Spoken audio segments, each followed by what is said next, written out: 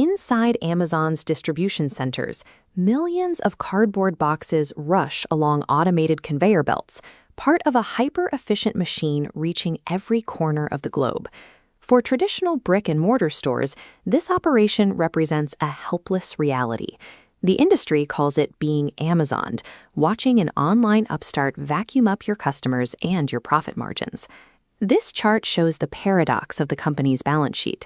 While the stock price climbs vertically, the profit margin line remains near zero. Investors tolerate these thin returns because they trust a strategy focused on absolute market dominance. This market capture resulted from a highly calculated methodology that defies traditional business logic. Jeff Bezos maintains a cheerful, approachable public persona, but his employees describe him as a terrifying and exacting micromanager. He wields a pulse-pounding laugh as a disarming weapon. Executives say the sound is designed to slice through a conversation and put targets back on their heels. This public image is managed through the Bezos theory of communicating. Bezos personally edits press releases, crossing out any detail that doesn't focus exclusively on the customer to hide the firm's competitive nature. Understanding the everything store requires looking past this mythology and examining the cold, intellectual environment that originally forged its founder's mind. In the early 1970s, researchers studying a Texas gifted student program encountered a sixth grader they called Tim. Even then, the boy was obsessed with competitive invention and efficiency. To practice tabulating statistics for math class, the 12-year-old developed a survey to evaluate his instructors. He spent his free time calculating results and graphing the relative performance of each teacher.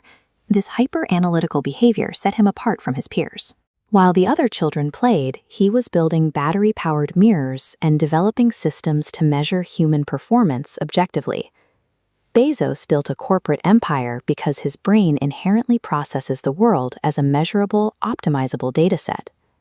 By 1994, Bezos was a senior vice president at a secretive New York firm called D.E. Shaw & Company. D.E. Shaw was a quantitative hedge fund, or quant.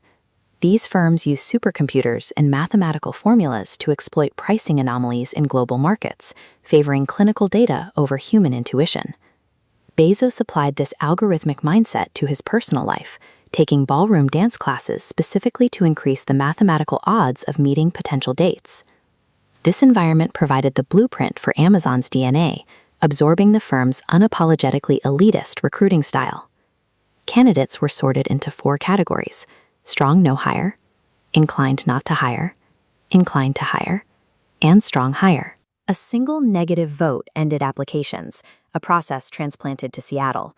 The systemic architecture of the everything store was engineered inside the cold mathematical incubator of a Wall Street supercomputer lab. Today, that Wall Street DNA manifests in the neighborhoods surrounding Seattle's Lake Union, home to Amazon's headquarters. Internal customs here are deeply idiosyncratic.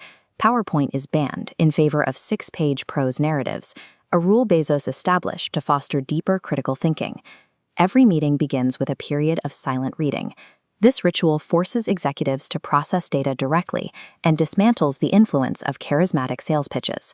Frugality is enforced through symbolic physical choices, like executive desks constructed from cheap wooden doors, prioritizing capital efficiency over luxury. These rituals are mechanisms designed to strip away human emotion and enforce objective decision-making at a massive scale. Bezos is obsessed with the narrative fallacy, the human tendency to turn complex, messy realities into oversimplified, comforting stories. He views the development of massive tech infrastructure as a chaotic, clinical process of experimentation, rather than a sudden moment of clarity. The popular story of Amazon's rise is itself a narrative fallacy, a simplified PR myth used to mask a terrifyingly complex machine. Amazon represents a quantitative genius applying a relentless, systemic, and mathematically ruthless algorithm to the entirety of human consumption.